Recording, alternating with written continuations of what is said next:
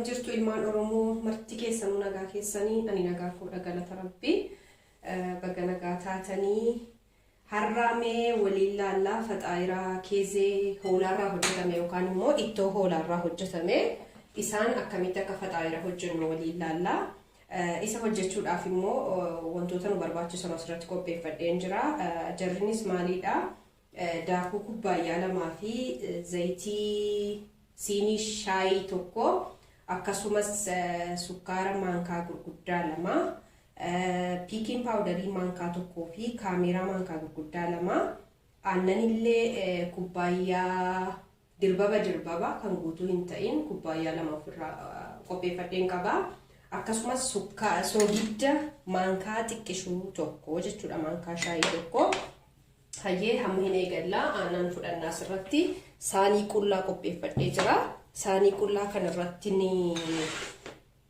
dura isaa maal akka godhu waliin laallaa jechuudha saanii qullaa kanarratti aannan naqadhaa jechuudha aannan erga naqadhee ka'ee aannanicha irratti daayirektii kaameraan naqaa kaameraa irraa immoo sukkaara naqaa jechuudha soogiddaa fi piikiin paawudarii zayitii boodarra irratti naquu dandeenya. Amma kaameraan keenya akka fafa'u ta'ee jira. Kanaaf asirratti daakucha sila qopheeffannee asirratti godhanna jechuudha. Daakucha irraan immoo soogidda firfirsina. Soogiddicha erga akka firfirsinee booda xiqqoosii akka waliin makuu goonee waliin makuu goonaa. Achiin aannanii fi sukkaaraa fi kaameraa sila qopheeffannee sana walumaa galatti itti naqnaa jechuudha. Hayyee itti godhannee jirra kana.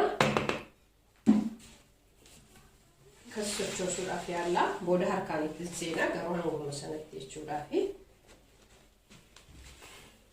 Achi booddee piikiin paawudarii irratti firfirsaa. Zayitii keenya akkana irraan itti naqna jechuudha. Maaliif harki keenya akka liixichaa wajjin waliin qabneef waan nu gargaaruuf maaliif yeroo kamiyyuu itti naqan zayitiin harki kana waan dhibbaa irratti fiduu qabu yeroo kamitti naquu danda'a jechuudha. Namoonni tokko namaa erga bukeessanii ta'anii illee itti naqaniifi akka meeshaan jarriitti bukeessaniif zayitiin akka meeshaan jarriitti bukeessaniifi liixiin jaraa waliin qabanne waan gargaaruuf jechuudha. Adadni bukeessitan illee daqiiquma tokko hanga lama akkas otoo ta'e gaariidha maaliif hedduu liiqi isaallee irra hanfinii jedhanii waan bukeessuu isa barbaachisu waan hin qabneef jechuudha. Lallaafaadha argitaniittu ala hojjetamee ka'ee nyaatichi gogaa akka nu biraa hin taane gargaara waan biraatiif miti.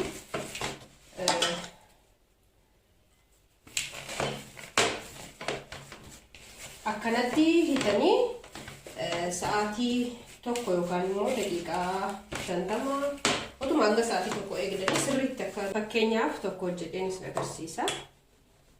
Akkanatti kukkutee qopheeffadhee jira. Kanaaf amma immoo tokko hojjedhee tan akka fakkeenyaatti isin agarsiisa jechuudha.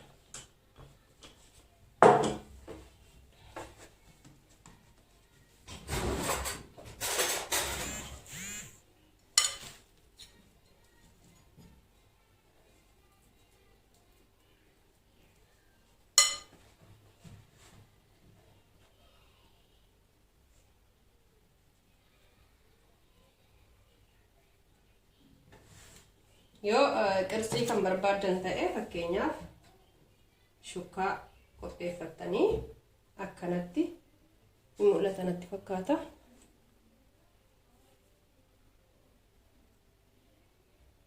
Dhumtee jechuudha. Asirratti meeshaa qopheeffadheen jira. Isarratti daraddaraa jechuudha. Kun meeshaa baala waraqataa irra kaayadhee jira. Kaakii waraqatiidha. Isarra qopheeffadhee jira. Isarran kaayee yoo isan qabaannes immoo zayitii yookaan immoo dhadhaatti dibdanii kaatanii duwwaadhuma sararra kaa'uu dandeessanii jechuudha. Haaluma kanaan hojjedha. Akka viidiyoon hin baay'anneef hojjedhee fixee ka'ee walitti deebina inshaallah.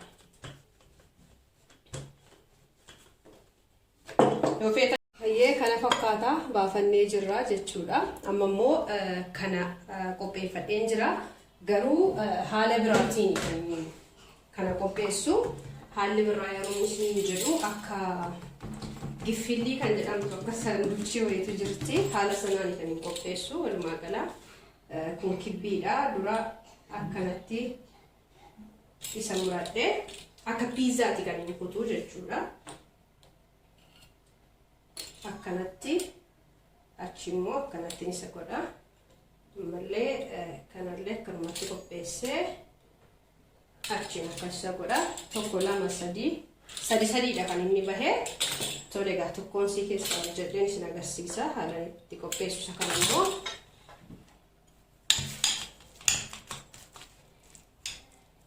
Maaliif xixiqqaan ajalaa ta'ee gizeenatti fudhata kuni. Kanaafuu warreen gizee akkasiin dura akkasiniif qoxxoo barbaaddanii akkana gootanii dura achiin akkas gootanii akka inni kun fiixeen isaa bakkee bahee hin mul'anneef jechuudha. Akka qarxii isiniif qabaatu immoo haala kanaan biftanii jechuudha. Tole akkasitti erga goone booddee akkana gootanii ol keessanii jechuudha waan ol keessanurraa yookaan immoo qarxiin isaa akka dhibbaa mul'atu haala kanaan. Hayyee akkanatti qopheeffadheera isa hafeedha kun immoo amma killee isa bicaasaa qofasii keessoosii irra keessatti dibaa maaliif inni kan barbaachisu akka inni bifni isaa cululuqee bareedu jechuudha ala bilchaatee ka'ee daaraan fakkaannee fi kan hin barbaanne abbaan barbaadan yoo cincoo killee sanaa kan hin barbaanne ta'e kalii jedhama natti fakkaata yookaan acheettoo jedhanii afaan amaariffaatiin natti fakkaata isa irratti dabaltanii killee irratti sana booda itti dibuu ni dandeessanii maaliif cincoon isaa akka isin hin jibbisiisne jechuudha cincoon killee kan hin barbaanne yoo ta'e yookaan immoo yookaan killee tasuma immoo hin feene ta'e aannanii fi zayitii xiqqoosii waliin maktanii kaatanii irra dibuu ni dandeessanii garuu akka killee sana hin bareechu jiru jechuudha irra keessa isaa. Egaa akkasuma amma kun gosa lammataati jechuudha inni silaa rogaa firee godhee hojjedhee ture. Egaa abbaan barbaadanii haala barbaadanii dikoorii barbaadanii gosa abaaboo gosa barbaadanii hojjechuu ni dandeessanii bareeda malee wanti inni badu hin jiru jechuudha. Amma xumuree jira ani irra keessa isaa zayitiidha killee itti dibee ergan ka'een booddee saliitiidhaa fi abasuuda irra naqee jira. Abbaan barbaadan saliitii qofarra naqachuu ni dandeessanii yookaan immoo abasuuda qofallee irra naqachuu ni dandeessanii. Egaa kana fakkaata erga bahee walitti deebina tole.